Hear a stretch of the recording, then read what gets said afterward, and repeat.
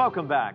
Documents leaked by Edward Snowden show that Brazil, Colombia, Venezuela, and Mexico were among the countries targeted by the United States for espionage. PRISM is the code name for the NSA's program that collected data from online websites in Latin America. Our correspondent in Rio, Stephen Gibbs, sat down with The Guardian's columnist, Glenn Greenwald, who broke the story on the massive U.S. surveillance program based on Snowden's leaked documents.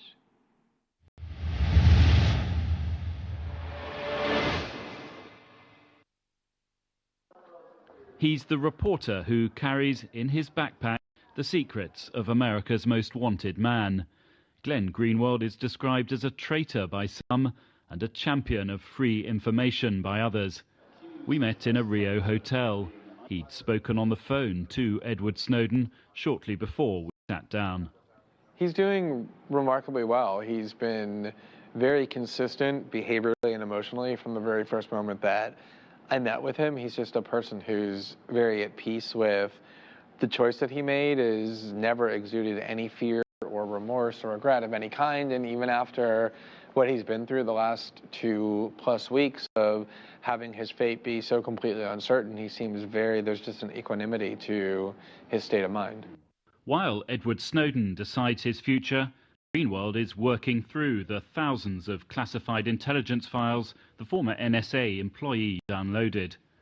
That information has already had an effect on US-Brazil relations, after Greenwald revealed that American spy agencies have been targeting internet traffic here on a massive scale.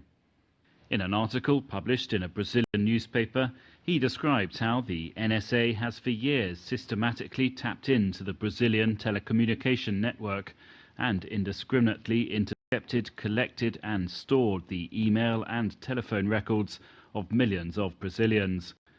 He also outlines how Brazil, despite supposedly having friendly relations with the US, seems to have been targeted. Having seen the secret NSA files, Greenwald writes that Brazil is highlighted on maps of the US agency. There is evidence that the volume of data captured by the filtering system in the local telephone networks and the internet is constant and large scale.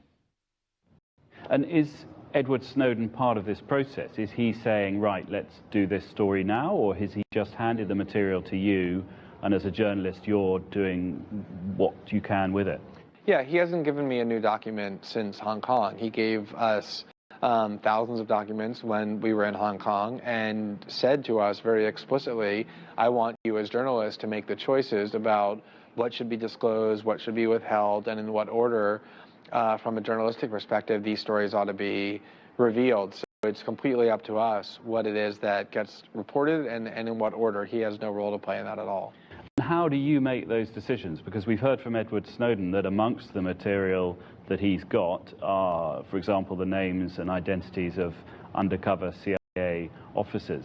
So you're making a decision of what you leak and what you don't.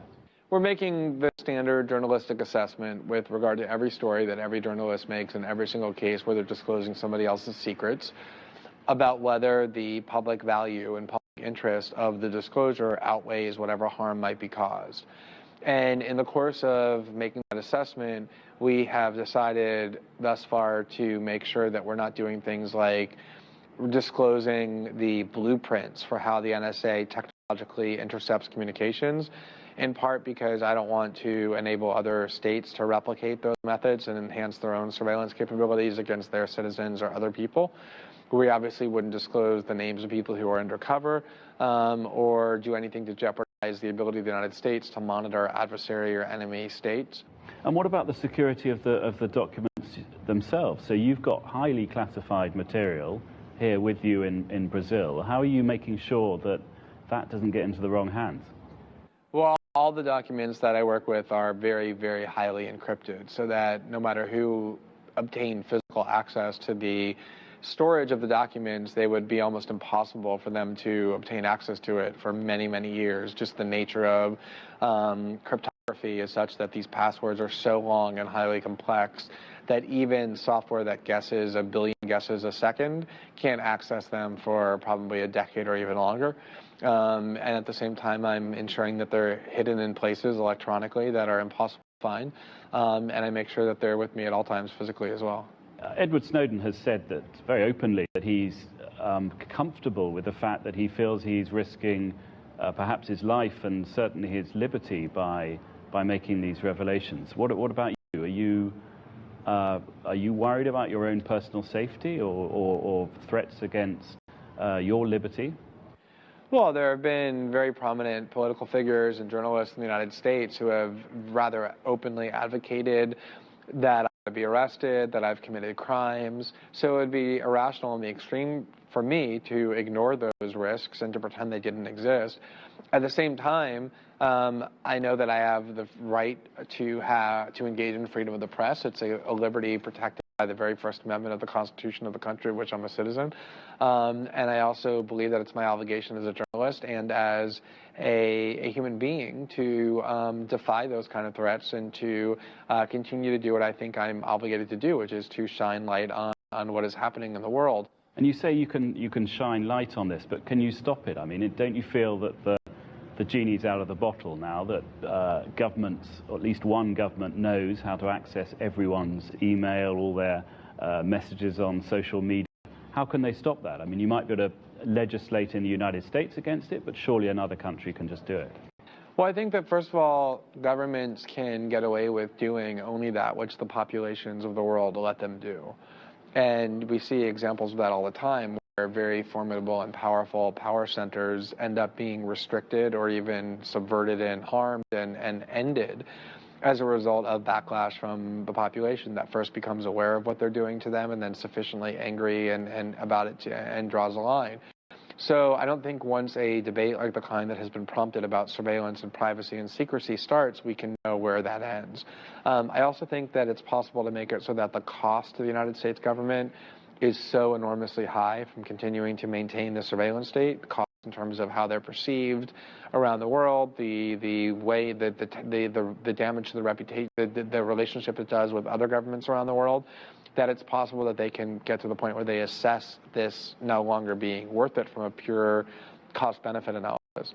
And then finally, I think the more people are aware of what the United States government is doing, the more it becomes possible to engage in defensive measures against it. So it's possible to start using better encryption, to avoid using companies that cooperate with the United States, to enable surveillance. There's all kinds of measures that private citizens can take as well to impede the ability of the United States to engage in the kind of surveillance that they're trying to engage in.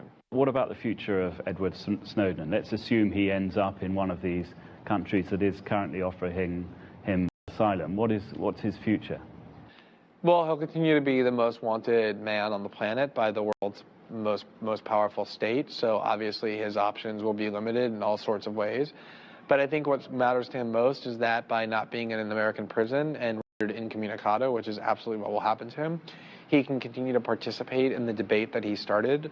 He can continue to make himself heard about why he did what he did, about the urgency of thinking about what the government is doing, the U.S. government is doing to privacy around the world, why internet freedom and privacy are so important.